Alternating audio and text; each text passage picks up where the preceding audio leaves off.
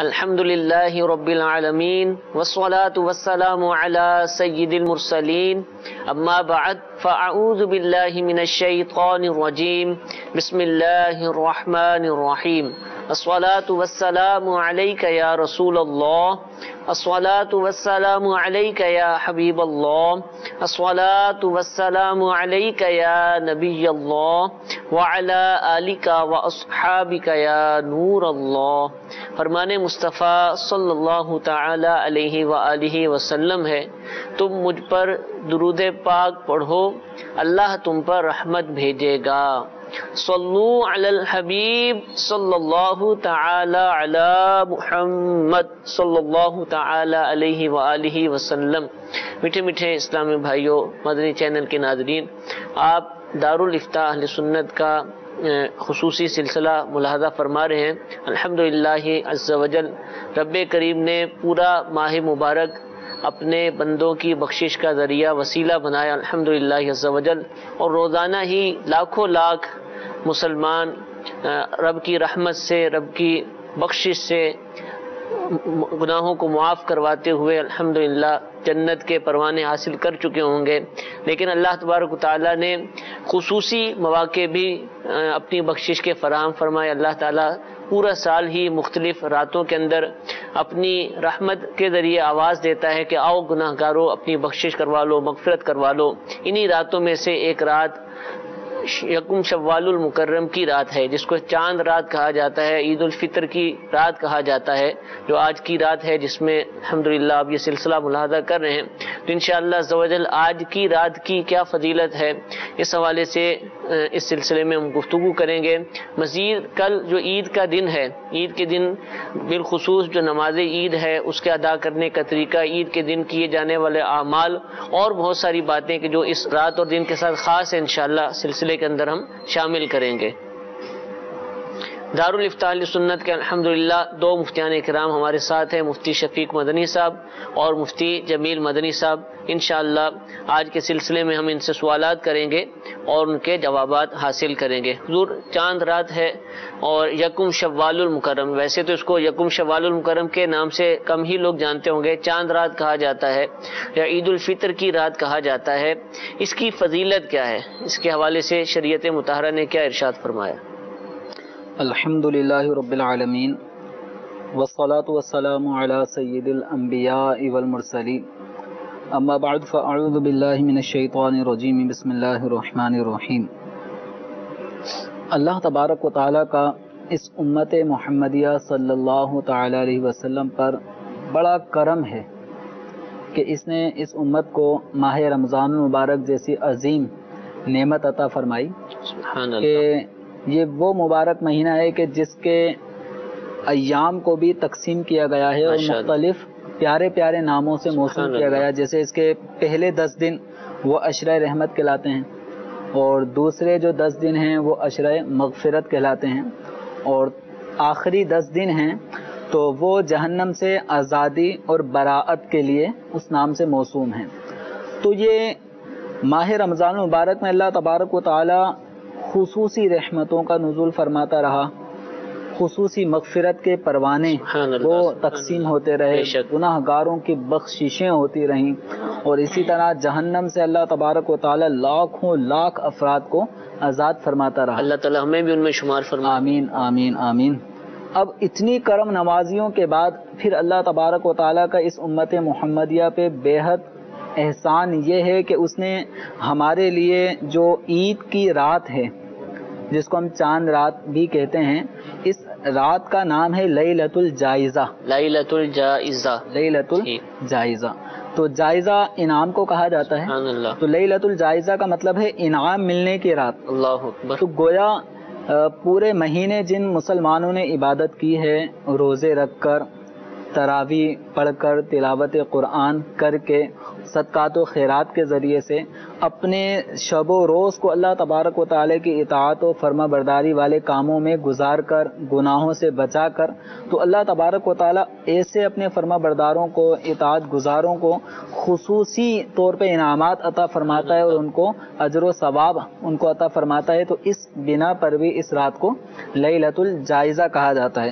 نبی کریم رؤوف الرحیم صلی اللہ تعالی علیہ وآلہ وسلم نے بھی اس عید الفطر کی رات کی فضیلت کو بیان فرمایا ہے، اور اس فضیلت کو اگر آدمی سنے تو جھوم جائے۔ سبحان اللہ۔ نبی کریم صلی اللہ تعالی علیہ وآلہ وسلم نے ارشاد فرمایا کہ جس نے عیدین کی رات یعنی عید الفطر اور عید الاضحیٰ ان کی راتوں میں طلب ثواب کے لیے قیام کیا، یعنی اس رات کو عبادت میں گزارا، سبحان اللہ، تو اس دن اس کا دل نہیں مرے گا جس دن لوگوں کے دل مر جائیں گے۔ اللہ اکبر۔ تو یہ ابن ماجہ شریف کی یہ حدیث مبارکہ آپ کے گوش گزار کی ہے۔ تو اس میں گویا مردہ دلی اس بندے کو نہیں ہوگی کہ جو عید الفطر کی رات میں، عید الاضحیٰ کی رات میں بنیت حصول ثواب وہ اگر عبادت کرتا ہے۔ ماشاءاللہ۔ اسی طرح ایک اور روایت الترغیب و ترہیب میں ہے، نبی کریم صلی اللہ تعالی علیہ وآلہ وسلم کے بہت ہی پیارے صحابی حضرت سیدنا معاذ بن جبل رضی اللہ تعالی عنہ سے مروی ہے، فرماتے ہیں کہ 5 راتوں میں شب بیداری جو کرتا ہے اس کے لیے جنت واجب ہو جاتی ہے۔ سبحان اللہ۔ تو اب وہ 5 راتیں کون سی ہیں؟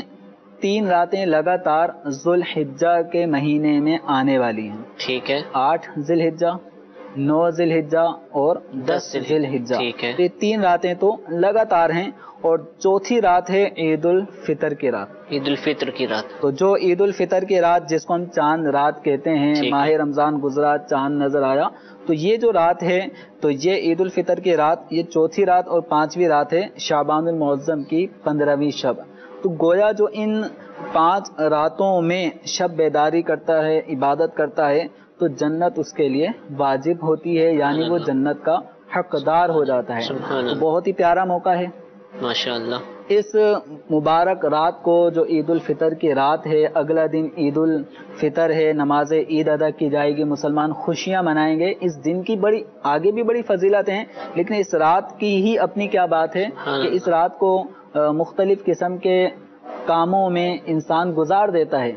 سب سے زیادہ اگر دیکھا جائے ہمارے معاشرے میں جس رات کو سب سے زیادہ لوگ مطلب دنیاوی کام، اگرچہ وہ خوشی ہے، شاپنگ کی، دیکھیں چاند رات کی تو خصوصی شاپنگ ہے نا کہ اسی رات کرنی ہے، وہ اسی رات چاند نظر آئے گا، اعلان ہوگا تو اب جانا ہے، 29 کو بھی انتظار کریں گے، 30 کو بھی انتظار کریں گے۔ اب اس رات کو اس طرح جو اس رات کا جو ایک فائدہ تھا، تو اس رات کے فائدے اٹھانے والے لوگ کم ہیں۔ ٹھیک ہے۔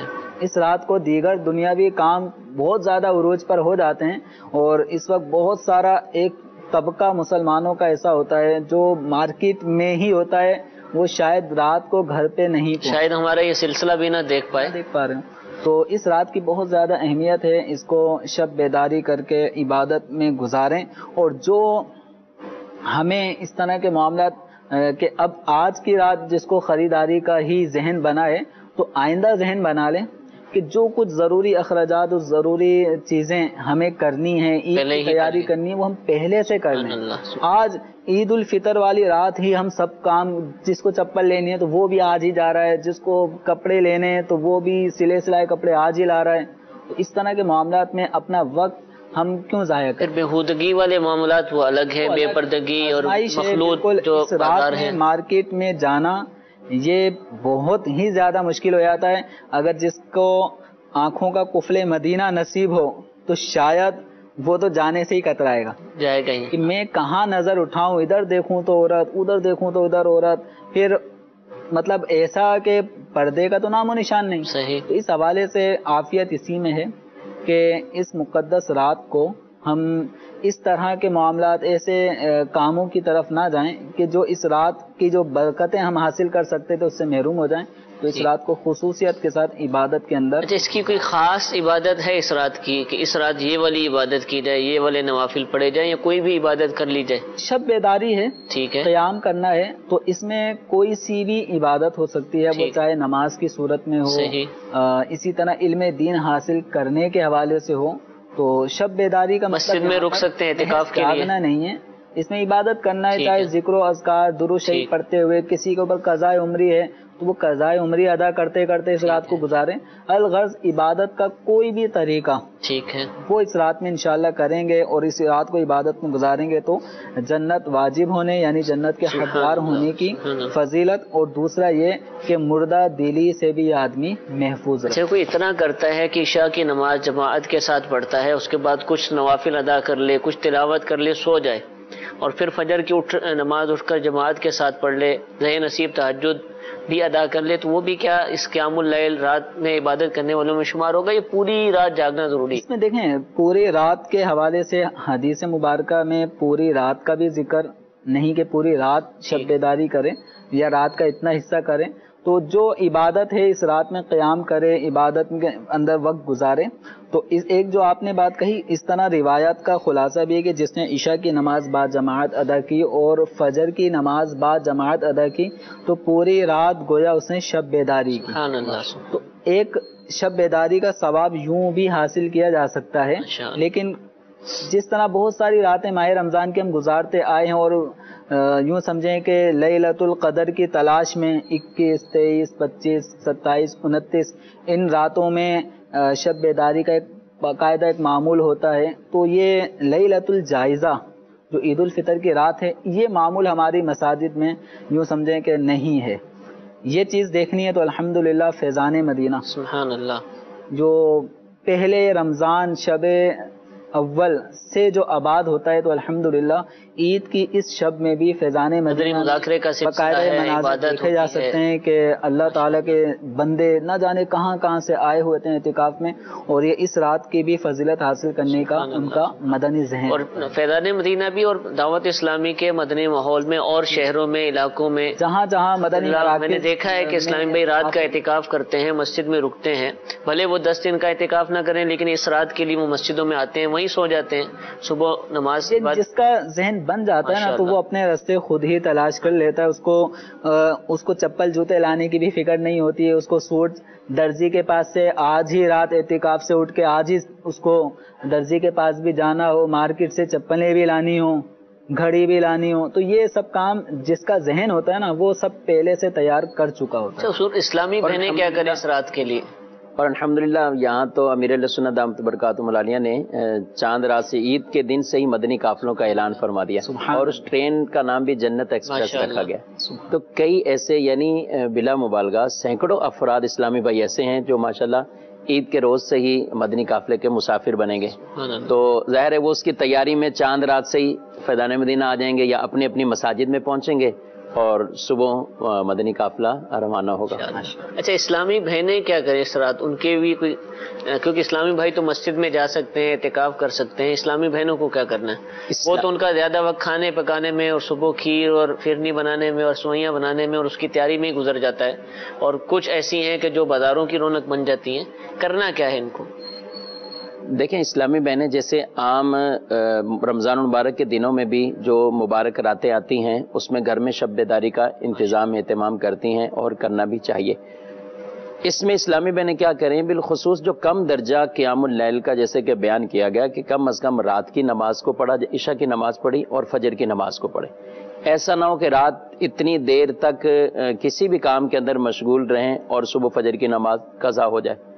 تو یہ کم از کم درجہ ہے جو بھی قیام اللیل کے حوالے سے بیان کیا جائے، اور اس کو بہت ادنا درجہ کہا گیا کہ جس نے رات پڑھا اور رات کی نماز پڑھی اور صبح فجر کی نماز پڑھی. اگرچہ فضیلت کے اعتبار سے وہ ایک الگ معاملہ ہے، لیکن جن میں قیام کی ترغیب دی گئی ہے ان میں یہ ہے کہ ان فرائض سے علاوہ کچھ اور عبادات بیان کی. جیسے مفتی صاحب نے فرمایا تو آپ گھر میں رہتی ہوئی وہ صلاۃ و تسبیح بھی اپنی پڑھ سکتی ہیں, کچھ نوافل پڑھ سکتے ہیں, قضاء عمری کے طور پر کچھ نمازیں پڑھ سکتی ہیں, تلاوت کلام پاک کریں. چاند رات ہے, چاند رات کو سورہ ملک پڑھنی چاہیے. سورہ ملک کو پڑھیں گے پورے مہینے انشاءاللہ امن و امان رہے گا. کوئی بھی چاند رات ہو, کوئی بھی چاند, ہر مہینے کی چاند, اور ویسی چاند رات ہے تو چاند رات کو بطور خاص سورہ ملک کا اہتمام کریں تو انشاءاللہ یہ فضیلتیں حاصل ہوں. سبحان اللہ. اللہ تعالیٰ ہم سب کو ان باتوں کی توفیق عطا فرمائے, اس رات کی اہمیت کو سمجھنے, اس کو عبادت میں گزارنے کی توفیق عطا فرمائے. جو اس سال نہ کر سکے آئندہ سال کی نیت کریں انشاءاللہ عز و جل, اللہ تعالیٰ اس کی بھی برکتیں عطا فرمائے گا. تو حضور دوسرا کام اب یہ چاند رات تو عبادت میں گزارنی ہے, اللہ تعالیٰ سب کو توفیق عطا فرمائے.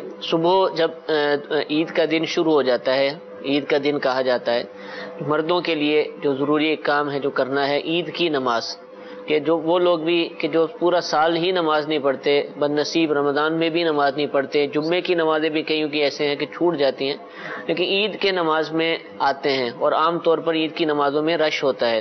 اچھا, جمعہ اگر ایک مسجد میں ہوتا ہے تو اسی علاقے کے اندر کئی اور میدانوں میں بھی نمازیں ہو رہی ہوتی ہیں. اس کا مطلب ہے کہ بہت سارے لوگ آئے ہیں نماز پڑھنے کے لیے, تو عید کی نماز میں نمازی عام نمازوں سے زیادہ ہوتے ہیں. تو ایک تو ہے کہ عید کی نماز پڑھنی ہے اور بس پڑھ لیں, سالوں سے اور وقت گزر رہا ہے, اس کی کوئی فضیلت بھی ہے عید کی نماز کی الگ سے, یہ ارشاد فرمائیے. دیکھیں جیسے بیان کیا گیا کہ یہ گزری ہوئی شب لیلۃ الجائزہ ہے, انعام اللہ تعالیٰ کی طرف سے ملنے کی رات ہے, اور یہ جو دن ہے یہ اللہ تبارک و تعالیٰ نے ہمیں ضیافت کا دن, خوشی کا دن یہ عطا فرمایا ہے. ماشاءاللہ. کہ ان مسلمان ایک مہینہ پورا دن بھر بھی گویا کہ روزے کی حالت میں, رات قیام کی حالت میں, تراویح کی صورت میں وہ اللہ تعالیٰ کی فرما برداری والے کاموں میں ہی لگا رہتا ہے. تو اس کے لیے انعام کا دن, یہ اللہ تعالیٰ کی طرف سے خصوصی انعامات عید کی نماز میں بھی تقسیم ہوتے ہیں, بٹتے ہیں, ان کو خوشخبریاں ملتی ہیں. قرآن مجید میں اللہ تعالیٰ نے ارشاد فرمایا اللہ کے فضل اور اس کے رحمت پر چاہیے کہ لوگ خوشی کریں. تو یہ عید کا دن بھی اللہ کے فضلوں میں سے فضل ہے, یہ بہت بڑی اللہ کی رحمت ہے.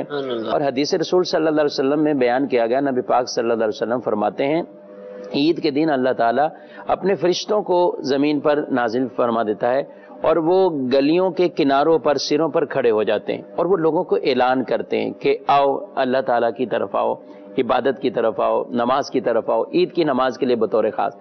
تو کہا گیا لوگ اس میں شرکت کرتے ہیں, عید کی طرف بڑھتے ہیں. تو یہاں تک ان کو بشارت دی گئی کہ اللہ تعالیٰ خود فرماتا ہے اپنے بندوں سے کہ میرے بندو جو تم دنیا کے حوالے سے مانگو گے اس کے اوپر میں تمہاری فائدے کے اوپر نظر فرماؤں گا, جو تمہارے فائدے کی چیز ہے وہ تمہیں عطا کروں گا, اور آخرت کی تمہاری ہر دعا قبول فرماؤں گا. اور پھر ارشاد فرمایا کہ تم میرا لحاظ رکھو گے تو میں تمہاری بھی پردہ پوشی کروں گا اور تمہیں رسوا نہیں کروں گا. اور پھر ان کو بشارت دی جاتی ہے کہ تم اپنے گھروں کی طرف لوٹ جاؤ, تم سب کی مغفرت فرما دی ہے اور تم نے مجھے راضی کر دیا ہے. تو یہ عید کی نماز جو پڑھنے کے لیے آتے ہیں ان کے لیے یہ بہت بڑی بشارت ہے. عید کے اجتماعات میں جو لوگ شریک ہوتے ہیں اللہ تعالیٰ ان لوگوں کے گناہوں کو معاف فرماتا ہے, ان کی دعائیں قبول فرماتا ہے. آخرت کی دعائیں جو مانگتے ہیں وہ ساری قبول ہوتی ہیں. دنیا میں بعض اوقات انسان کو نہیں پتا وہ کیا مانگ رہا ہے, وہ چیز جو مانگ رہا ہے اس کے حق میں بہتر ہے کہ نہیں ہے, لیکن رب کریم تو سب چیزوں کو جاننے والا ہے. فرمایا میں تمہارے فائدے کی طرف نظر کروں گا, جو تمہارے لیے بہتری وہ تمہیں عطا فرماؤں گا. تو ہمیں بڑے ذوق شوق کے ساتھ اہتمام کے ساتھ جانا چاہیے. ایک طرح کا دعا کا دن ہے, دعائیں بھی مانگنی چاہیے, اور خوشی کا دن ہے, خوشی کا اظہار کرتے ہوئے یہ نماز کی طرف ہمیں جانا چاہیے. اچھا, کوئی بد نصیب ایسا ہو کہ وہ یہ کہے کہ نماز تو میں پڑھتا ہی نہیں نا, جمعہ بھی چھوڑ دیتا ہوں, تو چھوڑو اس کو بھی چھوڑ ہی دیتے ہیں, تو کیا چھوڑ دے اس کو یا بقیہ بھی پڑھے اور اس کو بھی پڑھے, اس کو آپ کچھ سمجھائیں. دیکھیں شیطان کا یہ بہت بڑا وار ہے انسان پر کہ گناہگار کو تو وہ نیکی سے دور کرنے کے لیے اس کا یہی بہت بڑا وار ہے. وہ اس کو ہر طرف سے یہی یاد دلاتا رہتا ہے ابھی اس نیکی سے تمہیں کیا ملے گا, پہلے تو تم نے اتنی نافرمانیاں کر لی, ابھی اس معاملے سے تمہیں کیا ملے گا, پہلے تمہاری زندگی ساری اس طرح نافرمانیوں میں گزری ہے، تو یہ شیطان کے خیالات ہیں، شیطانی وساوس ہیں، اس کو دور کرنا چاہیے۔ بعض اوقات چھوٹی سی بھی نیکی اللہ کی بارگاہ میں ایسی قابل قبول ہو جائے، کسی آدمی کا آ جانا، وہاں دل کا نرم ہو جانا، ہو سکتا ہے اس کی برکت سے اس کو اتنی بڑی توفیق مل جائے۔ ہم حدیث طیبہ کے اندر یہ واقعات تو پڑھتے ہی ہیں کہ اگر کسی پیاسے کتے کو پانی پلا دیا تو اس پر بھی کتنی بڑی گناہگار فاحشہ عورت کی مغفرت ہو جاتی ہے۔ تو اس طرح کے کئی بڑے بڑے معاملات ہوتے ہیں۔ حضرت بشر حافظ رحمۃ اللہ تعالی علیہ، آپ نے تو اللہ کے نام مبارک کو اٹھا کر اس کو پاک کیا اور اس کو خوشبو لگائی۔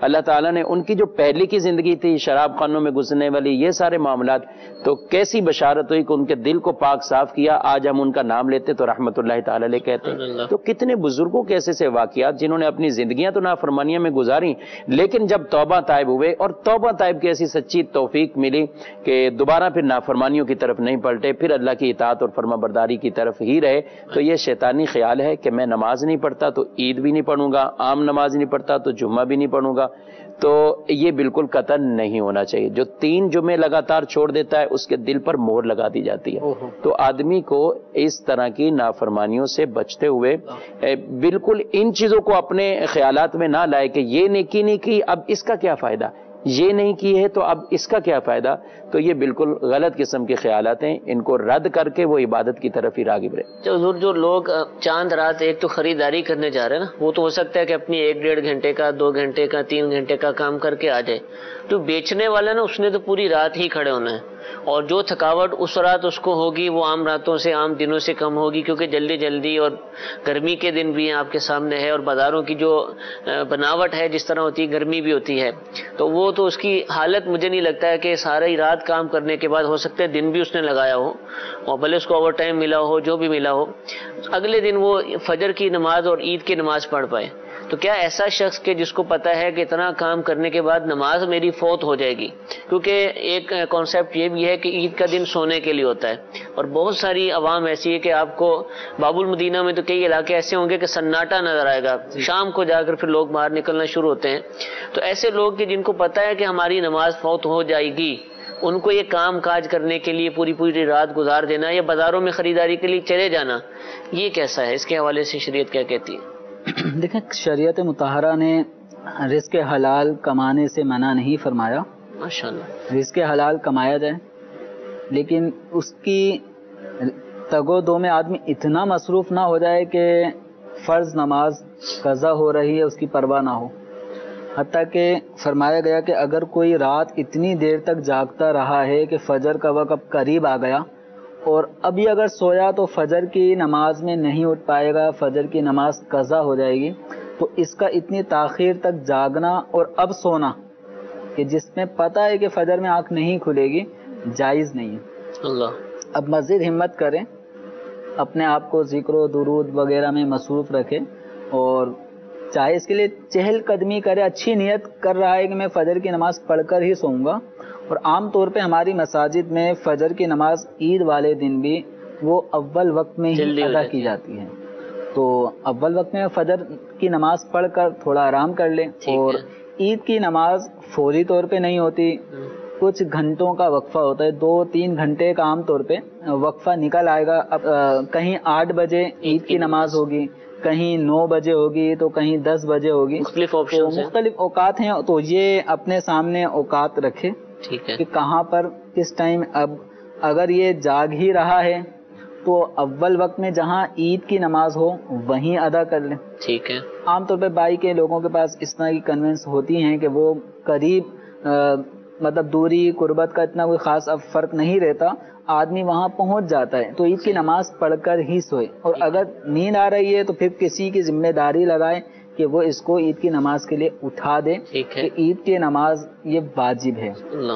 واجب کا مطلب یہ ہے کہ اگر کسی نے بلا عذر شرعی اس کو ترک کر دیا تو گناہ گار ہوگا، توبہ بھی اس کے اوپر لازم ہے۔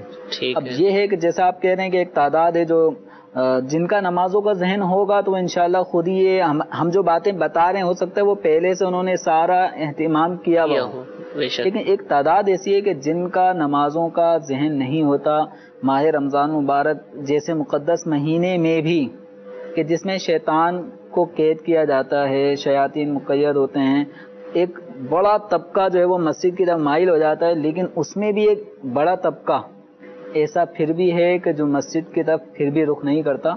इनको गौर करना चाहिए कि अल्लाह तबारक व तआला के प्यारे हबीब सल्लल्लाहु तआला अलैहि वसल्लम ने कितनी नाराज़गी का इजहार फरमाया है उन लोगों के लिए कि जिनको माह रमज़ान मिले वो अपनी बख्शिश ना करा सकें। तो एक मुसलमान को तो लरज़ जाना चाहिए कि माह रमज़ान आया और बरकतें, रहमतें, मग़फ़िरतें, जहन्नम से बराअतें, ये सिलसिला चलता रहा और लैलतुल जायज़ा भी आ गई और आज की रात भी मैं किन कामों में पड़ा हुआ हूँ, सिर्फ दुनिया कमाने के लिए मैं पैदा हुआ था। ऐसे लोगों को बिल्कुल दिल जमी के साथ सूरतुत तकासुर पढ़नी चाहिए। सही, जिसका माना, उस पे मानी पे गौर करें। अल्हाकुमुत तकासुर, तुम्हें गाफिल रखा माल ज्यादा तलब करने ने, हत्ता ज़ुरतुमुल मकाबिर, यहाँ तक कि तुमने कब्रों का मुंह देखा। तो इसलिए माल अगर ज्यादा तलब करना है जायज़ है, लेकिन इस माल की ज्यादा तलबी कहीं ऐसा ना हो कि हमें अल्लाह और उसके रसूल सल्लल्लाहु तआला अलैहि वसल्लम की नाफरमानी वाले कामों में मुब्तला कर दें। उसकी एक वाज़ेह मिसाल फजर की नमाज देख लें। ईद के दिन भी वो नमाजी जो आम रूटीन में माह रमज़ान में फजर में आ रहे होते हैं के लिए उठ रहे थे, वो भी ईद के दिन फजर की नमाज में तादाद बहुत कम तादाद होती है, बहुत कम तादाद हो जाती है। तो ये बस गोया हम ये कहें ना कि शैतान जो आज़ाद हुआ है ना, रिवायत के अंदर ये शैतान बड़ा वाबेला मचाता है। अब उसके चेले कहते हैं कि अब क्या करना है, क्यों शोर मचा रहे हो? तो वो कहता है कि मुसलमानों को अल्लाह ताला ने ईद की नेमत अता कर दी है और इसमें उनकी बख्शिशें हो रही हैं, मग़फ़िरतें हो रही हैं, तो इस पे वो वाबेला करता है। अब क्या करना है फिर? तो वो कहता है इनको दुनिया की लज्जात ख्वाहिशात में लगा दो। तो ये फौरी तौर पे यानी बाकायदा इसका इजहार होता है कि जहाँ चांद रात आई, शैतान आज़ाद हुआ और बस गुनाहों का फिर एक सिलसिला गोया ना ख़त्म होने वाला शुरू हो जाता है। अल्लाह ताला हमें अच्छी सोहबतें अता फरमाए, अच्छे लोग अता फरमाए कि जिनकी बरकत से हम इन गुनाहों से महफूज हो जाएं। हुज़ूर ईद की नमाज पढ़ी जाती है, अल्हम्दुलिल्लाह कसीर मुसलमान होते हैं, लेकिन कई ऐसे होते हैं कि वो ये तकरीबन लोग ऐसे हैं कि ईद की नमाज का तरीका याद नहीं रख पाते। अच्छा, कई ऐसे होते हैं कि उस दिन भी भाग भाग कर मस्जिद में पहुंच रहे हैं और इमाम साहब ने ईद की नमाज का तरीका भी बयान कर दिया, तो अब तो वो उनको तरीका भी मालूम नहीं, अब वो देखा देखी पढ़ लेते हैं और हो सकता है कि साथ वाला भी गलत कर दे तो ये भी गलत हो जाए। तो इमाम साहब तो बयान करेंगे इंशाल्लाह, और हमें वक्त पर ही जाना चाहिए। इमाम साहब का खुतबा भी सुनना चाहिए, जो बयान करें, तकरीर करें, वो सुननी चाहिए। फजर की नमाज भी जमात से पढ़ें, लेकिन फिर भी हम हुस्न ज़न रखते हुए कि कोई किसी वजह से भी ताख़ीर का शिकार हो जाए, तो अभी अगर आप ईद की नमाज का तरीका बयान फरमा दें कि किस तरह ईद की नमाज पढ़नी है, तो इंशाल्लाह बहुत सारे मुसलमानों को इससे फ़ायदा हासिल हो जाएगा।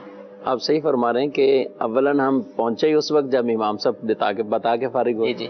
फिर ये कौन सी नमाज है कि जिसमें आप एक दूसरे को देखकर अपनी नमाज को अगर उसके पीछे चल रहे हैं तो वो भी अगर गलती पर है तो खुद भी, और गलती पर ना भी हो तो ये भी नमाज के बिल्कुल खुशू खुजू के लिए माने हैं कि आदमी की पूरी तवज्जो पता ही नहीं कि आगे क्या करना है, आगे सही कह फरमा रहे हैं। एक आलिम साहब थे, नमाज का तरीका बयान करते हुए पहले इब्तिदान कहते हैं कि जो रोज़ाना नमाजें पढ़ रहे हैं वो तवज्जो से ईद का तरीका समाअत कर लें। अच्छा, उनसे पूछा गया ये क्या बात है? बोले ये चूंकि रोज़ाना पढ़ते हैं तो इनको थोड़ी मुश्किल होगी, और जिसने पढ़नी ईद की नमाज है उसको याद होगा पक्का, एक ही नमाज से पढ़नी होती है। तो ये उन्होंने ऐलान किया कि जो नमाज रोजाना नमाज पढ़ने वाले तवज्जो से ईद की नमाज का तरीका समझें, क्योंकि जैसे हम आम नमाज पढ़ते हैं, वितर पढ़ते हैं, तो ईद का तो ये सब आपस में मिलाना दें, इनको ज्यादा तवज्जो करने की जरूरत है। ये बात तो उनकी एक है, सुनने से हंसी भी आएगी, लेकिन ये चोट वाली बात थी कि कहीं ऐसा ना हो कि मुसलमान पूरा वक्त ही सारा साल ऐसे गुजारे और सिर्फ एक ईद के दिन का ही, और वो भी ईद की नमाज का ही नमाजी नहीं होना चाहिए। तो प्रैक्टिकल खड़े हो गए। ईद की नमाज ईद उल फितर हो या ईद उल अज़हा, कुर्बानी, यानी नमाजों में कोई फर्क नहीं है, नमाजें इसकी एक ही हैं। ईद उल फितर के लिए इब्तिदान जो नियत की जाती है और वो ज़बान से कह लेना अच्छी है बात है, वरना दिल में ही नियत होना काफ़ी है। बाज़ वक़्त कलिमात याद नहीं रहते तो अगर उन कलिमात को ज़बान से दोहरा लेते हैं तो ठीक है, वरना दिल में ही चूँकि नियत है ईद की नमाज़ पढ़ने आए तो नमाज हो जाएगी। نیت یہ ہے کہ 2 رکعت نماز عید الفطر واجب، 7 زائد 6 تکبیروں کے، ٹھیک ہے، 2 رکعت نماز عید الفطر واجب، 7 زائد 6 تکبیروں کے، ٹھیک ہے۔ اب بقیہ نیت وہی منہ خانہ کعبہ شریف کی طرف پڑھنے واسطے اللہ تبارک و تعالیٰ کے، اور تکبیر کہتے ہوئے سب سے پہلے جو ہم نماز شروع کرنے کی تکبیر، تکبیر تحریمہ، اللہ اکبر کہتے ہوئے اپنے ہاتھوں کو باندھ لیں گے۔ باندھنے کے بعد ثنا پڑھیں گے، سبحانک اللہم و بحمدک، یہ آخر تک پوری ثنا پڑھیں گے۔ اس کے بعد 6 میں سے 3 تکبیریں پہلی رکعت میں ہوں گی اور 3 بعد والی رکعت میں ہوں گی۔ فرق یہ ہے کہ پہلی والی 3 تکبیریں قرآن شریف کی تلاوت قرات سے پہلے ہوں گی، ٹھیک ہے، ثنا پڑھنے کے، جی ہاں، ثنا پڑھنے کے بعد پہلی تکبیر نماز والی، وہ اللہ اکبر کہتے ہوئے نماز کو شروع کیا، ثنا پڑھیں گے سبحانک اللہم و بحمدک آخر تک، پھر اس کے بعد 3 تکبیریں شروع ہوں گی۔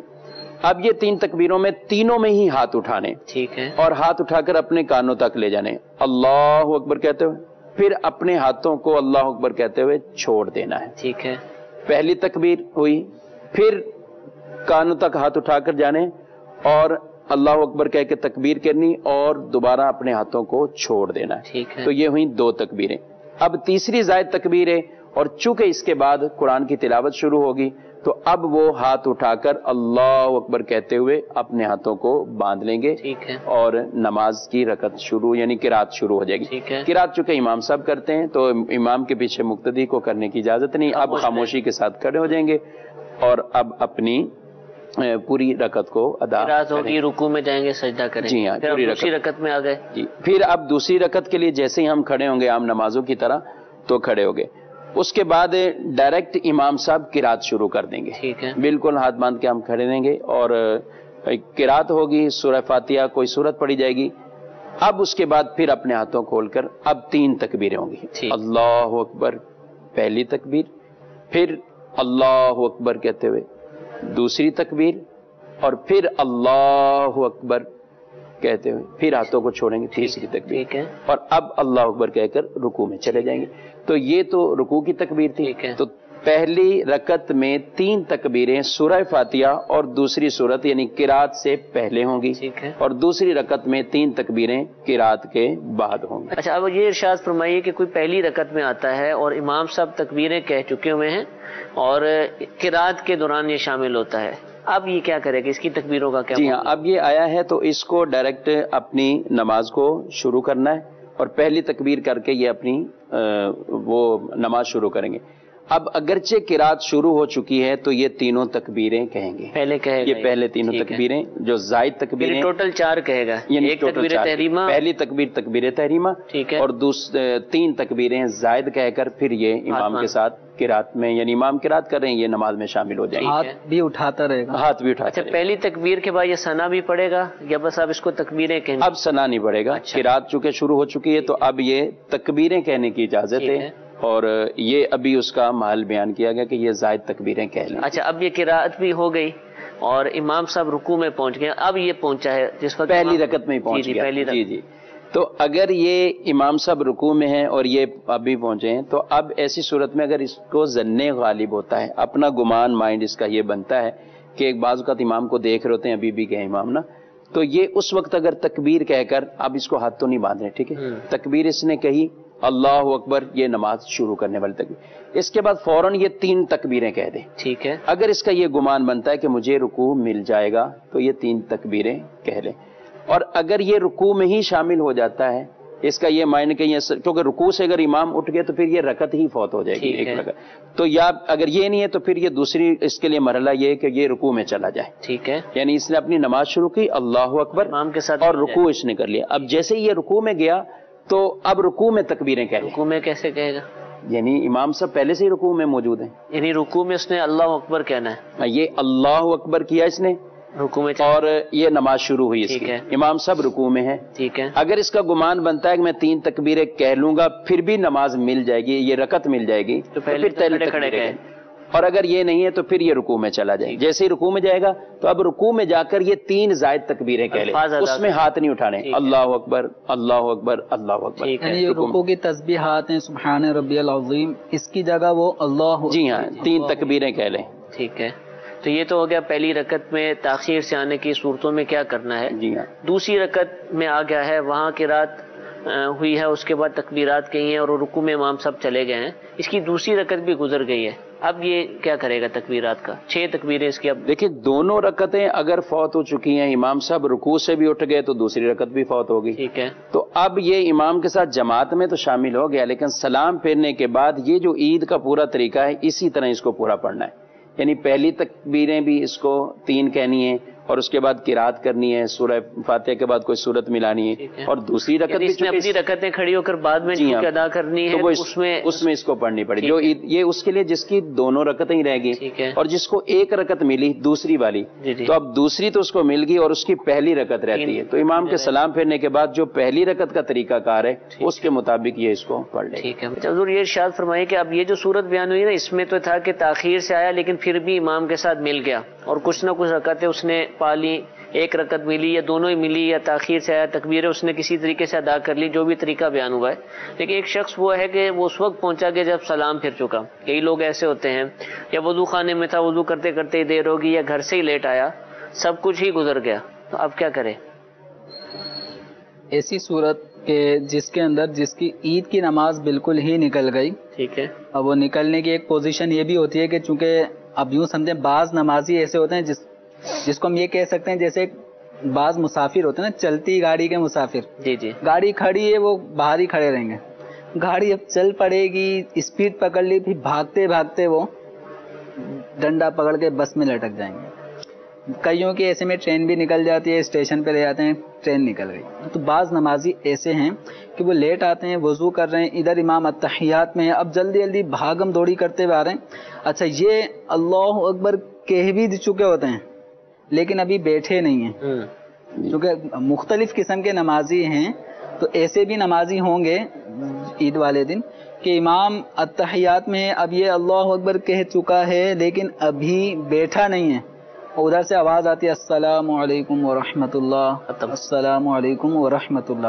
ایسے نمازی بھی چونکہ 1% ہوں گے تو ان کی بھی رہنمائی ہو جائے. تو ان کے لیے عرض یہ ہے کہ اگر امام نے ہمارے بیٹھنے سے پہلے سلام پھیر دیا, اگرچہ پہلے ہی سلام پھیرا ہو, ہم تکبیر کہہ چکے ہیں لیکن اس نے ابھی ہم اللہ اکبر ابھی بیٹھا ہی نہیں ہے, ٹھیک ہے, صرف تکبیر اللہ اکبر, کوشش ہے کہ اب میں بیٹھوں, اللہ اکبر, ادھر سے سلام کی آواز آتی السلام علیکم ورحمۃ اللہ.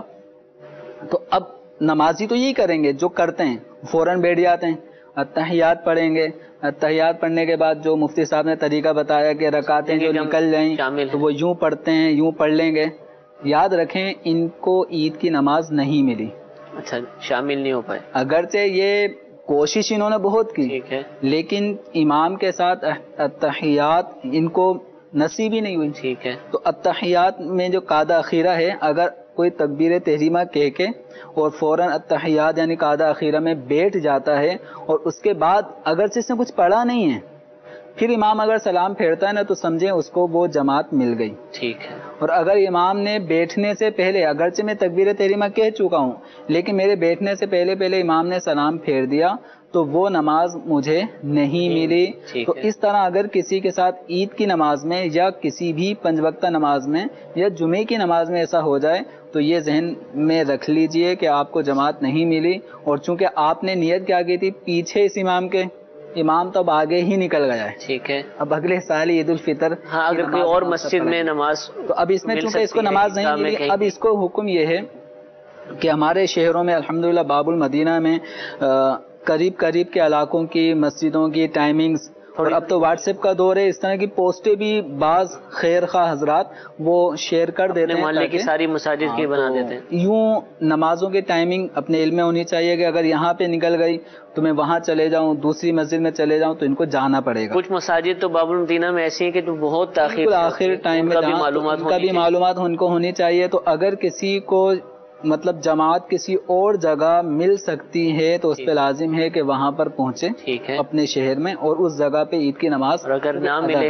اور اگر سب جگہ یہ آخری تھی جہاں یہ پہنچے جگہ ہوتی ہے ایک ہی ہے ہاں تو اب اگر ایک ہی ہوتی ہے اور دوسرے شہر میں جانے کا مکلف تو نہیں کیا گیا تو ایسی صورت میں اب ان کو حکم یہ ہے، یہ ترغیبی حکم ہے، استحبابی حکم ہے، وجوبی نہیں، ٹھیک ہے، حکم یہ ہے کہ اب یہ آدمی 4 رکعت نماز چاشت کی نماز پڑھ لیں، 4 رکعت جو نفل ہیں چاشت کی، اشراق اور چاشت، تو یہ نماز پڑھ لیں، یہ اس کے لیے مستحب ہے. ٹھیک ہے، بلکہ کوشش کریں کہ وقت پر ہی مسجد میں آئیں. تشریف رکھیں حضور. مزید سوالات آپ سے بیٹھ کر کرتے ہیں.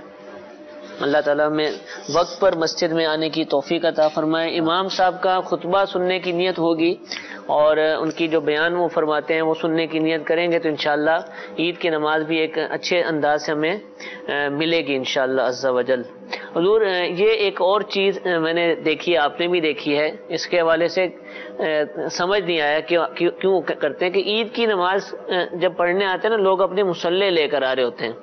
بزرگ حضرات کو زیادہ دیکھا ہے تو اس کی بھی کوئی فضیلت ہے، کوئی عید کی نماز کے ساتھ کوئی خاص چیز ہے، کیا ہے یہ، اس کے حوالے سے بتائیں. یا ویسے ہی لے آتے ہیں وہ؟ ممکن ہے کوئی مدینہ شریف سے کوئی مصلی لایا ہو تو اس کی برکتیں حاصل کرنا چاہتا ہو تو اپنی جائے نماز لانا یہ کچھ ضروری نہیں ہے. ٹھیک ہے. البتہ ایک اچھا طریقہ یوں ہے کہ بسا اوقات عید کی نماز میں بہت زیادہ رش ہو جاتا ہے، مسجد کی حتی الامکان جتنی صفیں موجود ہوتی ہیں نئی پرانی وہ سب کوشش کی جاتی ہیں سب بچھا دی جائیں، کیونکہ آج وہ دن ہوتا ہے کہ اگر لمحہ فکریہ بھی ہے مسلمانوں کے لیے کہ آج وہ دن ہوتا ہے کہ مسجدیں کھچا کھچ بھری ہوتی ہیں. ٹھیک ہے، اوپر والی منزل مسجد کے باہر گلی روڈ تک میں بھی صفیں بچھی ہوتی ہیں. فیض مدینہ جو مسجد ہے جہاں آپ کا دارالتعلیم سنت بھی ہے تو الحمدللہ وہاں پر مسجد سے باہر سروس روڈ، اس کے باہر مین روڈ بھی، وہاں بھی لوگ ہوتے ہیں، تو مین روڈ تک صفیں بچھی ہوئی. ماشاءاللہ. آپ وہاں نماز پڑھاتے ہیں؟ جمعہ بھی پڑھاتا ہوں اور عید کی نماز بھی الحمدللہ. تو میں خطابت وہاں پہ کر رہا ہوں، یہ سعادت نصیب ہے. تو مطلب اتنی تعداد ماشاءاللہ مسلمانوں کی آ رہی ہے. اب چونکہ مسجد کی صفیں کم پڑ جاتی ہیں، ڈیکوریشن والی بھی دریاں وغیرہ منگائی جاتی ہیں، تو یہ ایک اچھا طریقہ ہے. ٹھیک ہے کہ جائے نماز لے کر آگے چلے، میں مسجد کے صف میں نماز پڑھ رہا ہوں تو میرا مسلمان جو بچھانے کو کچھ نہیں ہے تو میں اپنی جائے نماز اس کو پیش کر سکتا ہوں. تو یہ ایک خیر خواہی اور اچھی نیت کریں کہ مسلمان کے کپڑے گرد آلود وغیرہ نہ ہوں، اور عید کا موقع ہوتا ہے تو لوگ اچھے کپڑے بھی پہن کے آتے ہیں تو بڑا عجیب سا محسوس کرتے ہیں اگر صف نہ ملے تو. لیکن جذبہ ہوتا ہے اللہ تعالیٰ کے حضور سجدہ ریزی کا ایک موقع ہے تو اپنی پیشانی خاک آلود ہونے کو سعادت بھی سمجھتے ہیں. تو ایک یہ ہے کہ ایک خیر خواہی کا جذبہ ہے، تو اس میں کوئی حرج کی بات نہیں ہے، کوئی واجب نہیں ہے، لازم نہیں ہے، لیکن فائدے سے خالی نہیں ہے. ٹھیک ہے. بعض ایسی مساجد ہیں جن میں دریاں نہیں بچھائی جاتی ہیں، صفائی ستھرائی کا اچھا انتظام ہو جاتا ہے تو وہ ویسے بھی بزرگ بعض لاتے ہوں گے جن کو گھٹنوں کا پرابلم ہے، جی ہاں کہ آرام سے نماز، تو ٹھیک ہے اپنی سہولت کے مطابق. اس میں یہ ارشاد فرمائے، دیکھیں عام طور پر جو نمازی جتنی جگہ گھیرتا ہے جو بنی بنائی مصلے آتے ہیں وہ تھوڑے چوڑے ہوتے ہیں. جی. تو اب کئی ایسے بھی ہوتے ہیں وہ شاید نہیں کہتے ہوں گے لیکن لوگ خود ہی نا اس کے مصلے پر پاؤں نہیں رکھتے ہوں گے. اب وہ اپنے مصلے پر کھڑا ہے، اس طرف بھی تھوڑی سی جگہ خالی ہے دوسرے نمازی کے ساتھ، اس طرف بھی تھوڑی سی، یعنی کندھے سے کندھا ملنے والی صورت نہیں پیدا ہوتی، یہ نظر آ رہی ہوتی ہے. تو کیا یہ ہے کہ میرا مصلی ہے اس پر میں ہی کھڑا ہوں گا، یا دوسرا کو سمجھے گا یار اس کا مصلی میں اس پہ کیوں کھڑا ہوں، یا اب اس پر کھڑا ہونا اس کا درست ہے اور کندھے سے کندھا ملانا ہوگا اس کو؟ دیکھیں صف کے جو واجبات ہیں اور صف کے جو تقاضے ان کو پورا کیا جائے گا. اگر کوئی اپنی چادر بھی اتنی بچھا دے یا کوئی ایسی چیز ہے تو اب اس میں دوسرے نمازی یہ نہیں کہیں گے کہ یہ دوسرے کی چادر بچھی ہوئی ہے اس لیے جیسے میں پاؤں یہاں نہیں رکھ سکتا، تو ایسا نہیں ہے. بلکہ یہاں میں ان مصلی بچھانے والوں سے عرض کروں گا کہ آپ ہی تھوڑا مسکرا کے ان کو اپنے قریب لائیں گے تو انشاءاللہ اس کے بھی دل میں کوئی ایسی بات نہیں ہوگی اور وہ آپ کے صف کا معاملہ بھی کلیئر ہو جائے گا، پورا ہو جائے گا. اچھا، عید کے دن کا ایک وظیفہ ہم سنتے ہیں، سال بعد ہی سنتے ہیں، تو اگر اس کے حوالے سے بھی ابھی ارشاد فرما دیں اور نیت بھی ہم کر لیں انشاءاللہ اس کو پڑھنے کی تو فائدہ ہوگا. امام غزالی رحمۃ اللہ تعالی علیہ نے مکاشفۃ القلوب میں ایک وظیفہ لکھا ہے کہ جو 300 مرتبہ عید کے دن، یہ عید الفطر عید الاضحیٰ دونوں کے لیے ہے، کہ جو عید کے دن 300 مرتبہ سبحان اللہ و بحمدہ پڑھے اور فوت شدہ مسلمانوں کو اس کا ثواب پہنچاتا ہے. تو ہر فوت شدہ مسلمان کی قبر میں 1000 انوار داخل ہوتے ہیں. اور جب یہ وظیفہ پڑھنے والا، ایصال ثواب کرنے والا اس دنیا سے خود رخصت ہوگا تو انشاءاللہ اس کی قبر میں بھی 1000 انوار اللہ تعالیٰ داخل فرمائے گا. تو جس طرح ہم ایک خوشی کا موقع ہے، عید کا دن بڑی برکتوں والا دن ہے، انشاءاللہ یہ دیکھنے کو ہمیں ملے گا تو برکتیں حاصل کریں گے. تو جس طرح ہم زندہ عید کی خوشیاں منا رہے ہیں تو اپنے ان خوشی کے لمحات میں ایک مسلمان وہ اپنے مرحومین کو بھی یاد رکھے. سبحان اللہ. اب ہم اپنے زندہ آئے ہوئے مہمانوں کو بہت ساری چیزیں پیش کرتے ہیں، کھلاتے ہیں پلاتے ہیں، ان کی من پسند چیزیں انہیں پیش کرتے ہیں. بچوں میں عیدی دی جاتی ہے تو لی بھی جاتی ہے، بس اوقات بڑے آتے ہیں تو ہمیں مل رہی ہوتی ہے. تو کیا ہم اس خوشی کے موقع پہ اپنے مرحومین کو بھول جائیں؟ ہمارے ہی اپنے بھائی ہوتے ہیں، چچا ہوتے ہیں یا کزن ہوتے ہیں، تو یہ پچھلے سال ہمارے ساتھ انہوں نے عید منائی ہوتی ہے، اس دفعہ وہ نہیں ہوتے. تو ایک مسلمان کو چاہیے کہ اپنے مرحومین کو ان خوشی کے مواقع پہ نہ بھولیں. اب کیا کریں؟ ان کو کوئی کھانا تو نہیں پیش کیا جا سکتا، انہیں کوئی کپڑے تو ہم پیش نہیں کر سکتے، تو ان کے لیے بہترین چیز ہے ایصال ثواب. اور روایات کا مضمون بھی ہے کہ آدمی قبر میں ایصال ثواب کا اپنے لواحقین، اپنے والد والدہ، اپنے دوست احباب بھائی وغیرہ ان کی طرف سے ملنے والی دعائے مغفرت، اس کا وہ انتظار کر رہا ہوتا ہے. ٹھیک ہے. تو جب اسے وہ دعا پہنچتی ہے، ایصال ثواب پہنچتا ہے، تو وہ اس کے لیے انتہائی خوشی کا ایک لمحہ ہوتا ہے. سبحان اللہ. تو کیا ہی اچھا ہو مدنی چینل کے ناظرین جو اس وقت دیکھ رہے ہیں اور الحمدللہ دعوت اسلامی کے مدنی ماحول سے وابستگان جتنے بھی مبلغین عید کی نماز پڑھا رہے ہوتے ہیں، تو الحمدللہ ان کا ایک معمول بھی ہے کہ وہ یہ عید کا تحفہ نمازیوں کو بھی بیان کر رہے ہوتے ہیں. سبحان اللہ. اور مسلمانوں کی الحمدللہ ہمارے ایک معمول ہے کہ عید کے دن قبرستان بھی جاتے ہیں. ماشاءاللہ. تو قبرستان جب جا رہے ہیں تو جاتے جاتے آپ کے پاس 100 دانے والی تسبیح ہو، 3 مرتبہ وہ تسبیح پڑھ لیں پوری، 300 کا عدد پورا ہو جائے گا. تو جاتے جاتے ہوئے بھی فضول گوئی سے بچت ہوگی اور فکر آخرت کا بھی ایک ذہن ہو، اور وہاں جا کر ایصال ثواب بھی کر دیں تو ان سے انشاءاللہ بہت زیادہ اجر و ثواب بھی حاصل ہوگا. کہ زیارت قبور کرنا تھوڑا تھوڑا کر کے بھی پڑھ سکتے ہیں نا، ایک ساتھ پڑھنا تو ضروری نہیں ہے. ایک ساتھ پڑھنا اس کی کوئی قید نہیں ہے، ٹھیک ہے، لیکن 300 کا عدد وہ پورا کرے مغرب کی غروب آفتاب سے پہلے دن کا. لیکن اتنا ذہن میں رکھیں کہ آج کا کام جس طرح کل پہ ٹالتے ہیں نا تو بھول جاتا ہے آدمی. ٹھیک ہے، سارا دن پھر وہ کل بھی نہیں ہوتا پھر. تو اسی طرح اب جو عید کے لمحات ہیں اور اس میں بڑی مصروفیت، جیسے کہ آپ نے کہا کہ بہت سارے لوگ تو اب عید کی نماز پڑھتے ایسے سوئیں گے کہ بس ان کا دن سوتے میں ہی گزرتا ہے، تو وہ کیسے وظیفہ پڑے گا.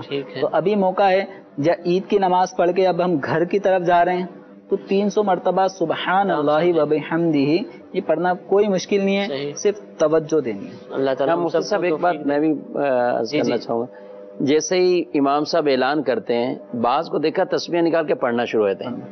اب ایک تو وہ پورا واز چھوڑ دیتے ہیں جو بیان ہو رہا ہے. اچھا اگر انہوں نے جماعت کے بعد اس وظیفے کو اعلان کیا تو اب وہ خطبے کے دوران پڑھتے رہتے ہیں، تو کیا کہیں گے آپ ان کو؟ ایسے میں امام صاحب کو چاہیے کہ یہ وظیفہ جو ہے نا بہتر وقت جو مجھے سمجھ میں آتا ہے اور میرا بھی سال ہر سال کا معمول ہے، وہ یہ ہے کہ عید کی نماز جماعت نماز ہو گئی، یعنی بیان ہوا وہ اپنے ایک مخصوص موضوع پہ ہوا، عید کی نماز، اس کے بعد جو خطبے کے بعد اب ہم جب بیٹھ جاتے ہیں نا دعا کرنے کے لیے، اس وقت آپ یہ 2 منٹ میں یہ ساری اس کی ترغیب دلا دیں تو یہ وقت ایسا ہوتا ہے. اس کے بعد جب دعا کریں گے تو اس سے انشاءاللہ وہ یاد بھی رہے گا، چونکہ اب یہ تازہ سنا بھی ہوگا. ٹھیک ہے حضور، اب وقت بہت کم ہے، اگر آپ کچھ اور مستحبات عید کے دن کے ارشاد فرما دیں، کیا کیا عمل کرنے چاہیے؟ عید کے کئی ایسے مستحبات ہیں جن میں بعض چیزیں تو سنت ہیں نبی پاک صلی اللہ علیہ وسلم کی، اور بعض چیزیں ایسی جن کو مستحب فرمایا گیا. تو تمام جو چیزیں یہ بیان کی جائیں گی تو یہ مستحبات کے نام سے بیان کر رہے ہیں تاکہ اس میں وہ سنتیں بھی شامل ہیں اور مستحب عمل بھی ہے.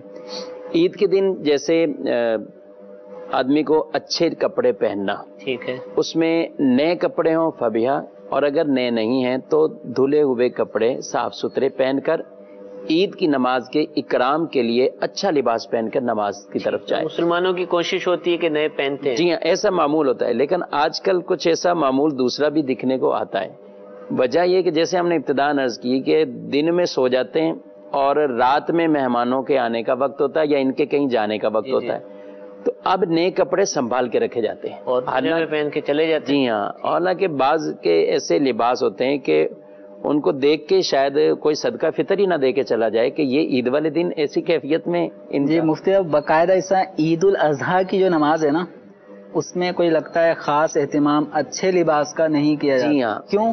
کیونکہ قربانی لیکن ادھر بھی ہیں اور کئی ایسے جو دینی شعور رکھنے والے الحمدللہ ان کو پتا ہے کہ یہ عید والے دن نئے کپڑوں کا عید کا دن گزارنے کے لیے نہیں ہے، بلکہ عید کی نماز مقدم ہے سب سے پہلے، تو نماز کی بارگاہ میں حاضر، اس کے بعد آپ اتار دیں اپنے دوسرے کپڑے پہنے جو بھی آپ نے لینا ہے۔ یعنی ہمارے گھر کوئی مہمان آ رہا ہو تو ہم یہ کبھی بھی نہیں سوچیں گے کہ آج ہم اسی میں ہی چلیں نائٹ سوٹ جو پہنا ہوا اسی میں ہی حالت میں، تو اس کا خیال رکھنا چاہیے۔ دوسرا یہ کہ حجامت بنوانا، حجامت میں یہ نہیں ہے کہ داڑھی کو معاذ اللہ منڈوا دینا یا داڑھی کو ایک مٹھی سے کم کر دینا، یہ دونوں چیزیں ناجائز ہیں۔ باقی یہ کہ ایک مٹھی سے زائد اگر داڑھی ہے تو اس کے بال ترشوا لیے جائیں، اپنا خط بنا لینا اور یا اپنے زلفیں بنا لینا، تو یہ اچھا عمل ہے۔ ٹھیک ہے۔ ایک مستحب یہ بھی ہے کہ عید والے دن آدمی انگوٹھی پہنے، اچھا، اور انگوٹھی 4.5 ماشے سے کم چاندی کی ہو، ایک ہی انگوٹھی ہو، ایک ہی نگینہ اس میں۔ ٹھیک ہے۔ مرد کے لیے یہی جائز ہے، بغیر نگینے کی بھی نہ ہو، اور بغیر نگینے کے بھی نہ ہو، صرف جو عام چھلا کہتے ہیں جسے اس طرح نہ ہو، بلکہ پوری انگوٹھی ہو، 4.5 ماشے سے کم اس کا وزن ہو، اور عید والے دن اس کا پہننا یہ مستحب عمل ہے۔ ٹھیک ہے۔ نبی پاک صلی اللہ علیہ وسلم کا ایک یہ بھی عمل رہتا تھا کہ جب عید کی نماز کے لیے جاتے تو ایک راستے سے جاتے دوسرے راستے سے واپسی آتے۔ ٹھیک ہے۔ شارحین نے لکھا کہ یہ اس وجہ سے ہوتا تھا کہ آپ صلی اللہ علیہ وسلم جب ایک راستے سے گئے تو وہاں کے لوگوں کو خوشی داخل ہوتی تھی، اور دوسرے راستے سے آتے تو ان کو خوشی ہوتی تھی۔ تو فرمایا عید والے دن خوشیاں لوگوں کے دلوں میں داخل کرنا یہ کتنا محبوب شرع کا عمل ہے۔ تو یہ بھی عیدگاہ عید کی نماز کو پڑھنا، اور مساجد میں بھی پڑھنا جائز ہے، لیکن اگر عیدگاہ ہے تو اس میں زیادہ افضل ہے، مستحب عمل ہے۔ عیدگاہ کی طرف پیدل چل کے جائیں، یہ بھی ایک عمل۔ تو آدمی اپنا ٹائم ایسا بنا لے کہ عید کی نماز کے لیے جا رہا ہے پیدل، تو جو پیدل چلنے کو جو ترجیح دی گئی ہے اس کی ایک وجہ یہ بھی بیان کی گئی کہ یہ پیدل چل کے جائیں گے تو کثیر مسلمانوں سے ملاقات بھی ہو جائے گی، زیارت کریں گے، ان کی ملاقات ہوگی، اور اس دوران یہ بھی عمل ہوگا۔ عید والے دن اپنی فجر کی نماز محلہ مسجد میں پڑھنا، جو اپنی محلے کی مسجد ہے اس میں فجر کی نماز کو ادا کرنا، یہ مستحب عمل ہے۔ نماز تو ویسے ہی پڑھنی ہے، لیکن یہاں ہم استحباب کا ذکر کر رہے ہیں۔ ٹھیک ہے۔ مفتی صاحب، یہ کھجوریں ہم نے سنبھال کے رکھنی ہیں؟ جی، کھجوریں بھی سنبھال کے رکھنی ہیں؟ جی جی، کھجوروں کے چونکہ نبی پاک صلی اللہ علیہ وسلم کا معمول عید الفطر میں کچھ کھا کر جاتے میٹھا، اور اس میں کھجوروں کا ذکر کیا گیا، اور عید الاضحیٰ میں بغیر کھائے تشریف لے کے جاتے تھے، تو اس میں ہم کھجوریں طاق عدد میں 1 3 5 7 اگر نہیں ہو تو کوئی بھی میٹھی چیز وہ کھا کر عید کی نماز کے لیے جانا چاہیے۔ عید والے دن خوشی کا اظہار کرنا یہ بھی مستحب ہے، کثرت سے صدقہ دینا یہ بھی مستحب ہے، اور لوگوں سے معانقہ کرنا، لوگوں سے معانقہ کرنا یعنی گلے ملنا، جہاں کوئی فتنے والی صورت نہ ہو تو اچھی نیتوں کے ساتھ یہ خوشی کے اظہار میں سے ایک طریقہ ہے، تو اس کو بھی اپنایا جائے۔ اب اس میں یہ نہیں ہے کہ 3 دفعہ ہی ملنا، یہ 3 دفعہ کا جو ہے نا وہ بڑا معاملہ ہوتا ہے، بعض کا سامنے والا 1 دفعہ ملنے کے موڈ میں ہوتا ہے اور یہ 3 دفعہ اس سے مل رہے ہوتے ہیں، اچھا وہ 1 دفعہ مل کے پیچھے ہو جاتا ہے، یہ پھر اس کو ایک جھٹکا لگتے ہیں، اور اس میں کہ معانقہ کرنا، کندھے نہیں مارنا ایک دوسرے کو، اس کا بھی تھک جاتے ہیں بعض حضرات، بالخصوص امام حضرات، تو ان کو تو لائن لگ کے لوگ ملتے ہیں، لیکن معانقہ بھی معانقے کی طرح نہیں ہوتا، بلکہ کندھے مار مار کے چلے جاتے ہیں، بعض اوقات سے ایسی کیفیت بھی ہوتی ہے، معانقہ باقاعدہ ہو، معانقہ ہو، خوشی کے ساتھ ملیں۔ اچھا، اس دوران سلام یہ پہلے کہنا، سلام تو کرنا چاہیے نا، اب عید ملنے اور وہ سارے کے سارے بس چپ چپ عید ہی ملتے جا رہے ہیں، نہ سلام کسی کے ساتھ، نہ کوئی دیگر چیزیں، یعنی وہ شاید تعداد پوری کرنی ہوتی ہے، اس میں کیا کریں ملاقات کے لیے؟ جی کیا کیا جائے؟ جیسے آتے ہیں پہلے ان سے سلام لے لینا، السلام علیکم، معانقہ کیا، عید کی مبارکباد دیتا ہے، فابیہ بہت اچھی ہے، دوسرے کے دل میں خوشی لاتے. ٹھیک ہے. تو صدقہ فطر کے حوالے سے کہ عام طور پر تو ایک بہت بڑی تعداد عید کے دن ہی ادا کرتی ہے، تو یہ عید ہی کے دن ادا کرنا ہے، پہلے بھی کر سکتے ہیں جو ابھی کوئی کرنا چاہے اس وقت؟ صدقہ فطر کا جو وقت ہے وجوبی اعتبار سے کہ صدقہ فطر جس صاحب نصاب جس کی مالداری شریعت مطہرہ نے معتبر رکھی ہے، صبح صادق کا جب لمحہ ہوگا عید کے دن تو اس کے اوپر واجب ہو جائے گا. اگر صبح صادق سے 1 منٹ پہلے بھی اس پہ واجب نہیں ہے، لیکن صبح صادق ہو گئی تو اب اس کے اوپر اس کی ادائیگی واجب ہو جائے گی صدقہ فطر کی. اب اگر کوئی پہلے سے ادا کرنا چاہے تو اس کی بھی گنجائش ہے. ٹھیک ہے. یعنی جیسے آج بھی اگر کوئی ادا کرنا چاہے تو آج بھی صدقہ فطر دے سکتا ہے. اچھا، اور عید کی دن گزر گیا تو اس کے بعد بھی دے سکتا ہے؟ اچھا، عید کا دن گزر گیا، کوئی اسلامی بھائی نہیں ملا جس کو یہ صدقہ فطر کی رقم دیتا، ٹھیک ہے، یا کوئی شریف فقیر ہی نہیں ملا، یہ ایسی جگہ پر ہے کہ جس کو دے اور اپنا فطرہ ادا کرے، تو کوئی لینے والا اس کو نہیں ملا، تو صدقہ فطر ختم نہیں ہوتا، دینا ہی ہے. یہ دینا ہی پڑے گا. جس کے اوپر واجب ہو گیا تو اس کو دینا ہی پڑے گا. اس میں کوئی قضا ہونے والا معاملہ نہیں ہے. اگر کسی نے عید کا دن گزار دیا اور اس کو صدقہ فطر اس نے ادا نہیں کیا تب بھی اس کو ادا کرنا ہی ہے. یہ نہیں کہ وہ دن گزر گیا تو اب صدقہ فطر بھی اس پہ لازم نہ رہا، اس کو صدقہ فطر ادا کرنا ہوگا. اور یہ ماہ رمضان میں بھی صدقہ فطر ادا کر سکتا تھا، ماہ رمضان سے پہلے بھی اگر کوئی ادا کرنا چاہے تب بھی اس کے لیے گنجائش ہے، وہ ادا کر سکتا ہے. افضل یہی ہے، بہتر یہی ہے اور مستحب عمل یہی ہے کہ صبح صادق کے بعد اور عید کی نماز سے پہلے ادا کیا. بلکہ کسی ادارے کو دے رہے کہ جو شریف فقیر تک پہنچانے میں تاخیر کرتے ہیں تو وہاں تو پہلے 3-4 دن دے دے تاکہ عید کے دن سے پہلے ادائیگی ہو جائے اس کی. جی ہاں، اس چیز کا بہت خیال رکھنا چاہیے. ہمارا عموماً لوگ یہ کہتے ہیں کہ بس اسی دن کہیں بیٹھے ہوئے نظر آئے، عید کی نماز کے لیے جا رہے ہیں، راستے میں دے دیتے ہیں، تو وہ اصل مالک تک، اصل حقداروں تک عید کی نماز سے پہلے پہنچنا، پہلے دے دیں کہ تو انشاءاللہ اس میں آسانی رہے گی اور ہو سکتا ہے کہ عید کے دن ہی آپ کی ادائیگی ہو جائے. اور آخری سوال، سلسلہ ہمارا کافی طویل ہو چکا، رشتہ داروں کے حوالے سے کوئی پیغام دینا چاہیں کہ عید کے دن کے ان کے ساتھ کیا ہمارا معاملہ ہونا چاہیے؟ دیکھیں، عید کا دن خوشی کرنے کا اور خوشی کے اظہار کا اور دوسروں کے دلوں میں خوشیاں داخل کرنے کا دن ہے. تو اس کے سب سے مقدم جو حقدار آدمی کے بنتے ہیں وہ اقربا بنتے ہیں. اس کے اپنے عزیز ہوتے ہیں، اپنے بہن بھائی، اپنے رشتہ دار.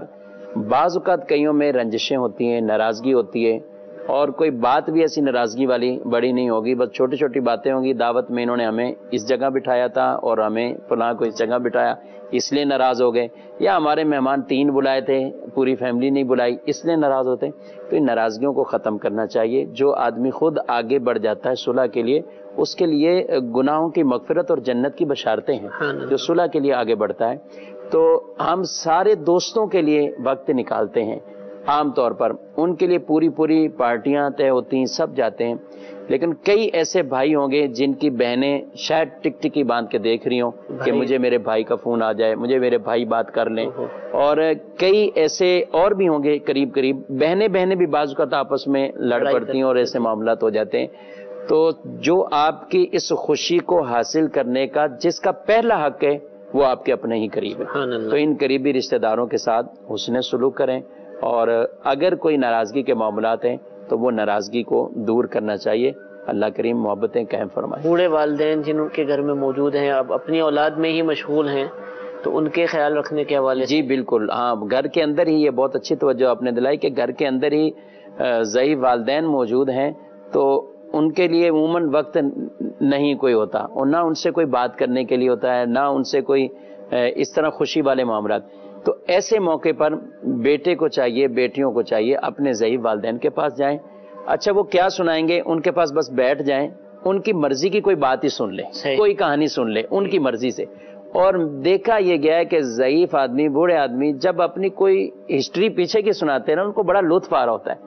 تو اگر آپ کہیں کہ میں ان کی کہانی سننے سے بور ہو جاؤں گا، یا مجھے پہلے ہی وہ 50 دفعہ سنا چکے ہیں، تو بھائی آپ کو نئی چیزیں دیکھنی تو آپ مدنی چینل کے سلسلے دیکھیں، وہ رپیٹ ہی دیکھ لیا کریں. یعنی والد صاحب کے پاس ہیں یا والدہ کے پاس ہے، آپ خود سوچیں کہ 5 منٹ کی آپ نے ان کی وہ کہانی سن لی، بالفرد بات سن لی، وہ دل میں ان کی خوشی داخل ہو گئی، تو کتنی بڑی خوشی. سارا دن جو آپ بیٹا ہونے کے ناطے اگر خوشی ان کے دل میں داخل نہیں کر پا رہے اور ان کی بات نہیں سن رہے، تو باہر کا کون سا آدمی ان کی بات کو سنے؟ جن کے والدین انتقال کر چہرے کو دیکھنا بنظر محبت، ماشاءاللہ، اس پہ الگ فضائل احادیث مبارکہ میں جن بیان کے والدین انتقال کر چکے، قبروں کی زیارت کے لیے جائے، وہاں فاتحہ جی پڑھے، ہاں، فاتحہ کے لیے جو وظیفہ بتایا گیا اس پہ عمل کریں۔ جی ساری چیزیں کرنی چاہیے۔ اللہ تعالیٰ ہم سب کو ان باتوں پر عمل کی توفیق عطا فرمائے۔ عید کے حوالے سے ہم نے الحمدللہ مفتیان کرام سے سوالات کیے، عید کی نماز کا طریقہ سیکھا، مختلف دیگر امور پر بھی الحمدللہ ہم نے گفتگو کی، چاند رات کے حوالے سے بھی الحمدللہ بہت سارے مدنی پھول ملے۔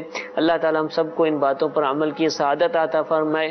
رمضان المبارک کا مہینہ جو گزرا، اللہ تعالیٰ آئندہ بھی ہمیں رمضان المبارک کی سعادتیں، اس کی برکتیں لوٹنے کی توفیق عطا فرمائے۔ آمین بجاہ النبی الامین، صلو علی الحبیب صلی اللہ تعالی علی محمد صلی اللہ علیہ وسلم۔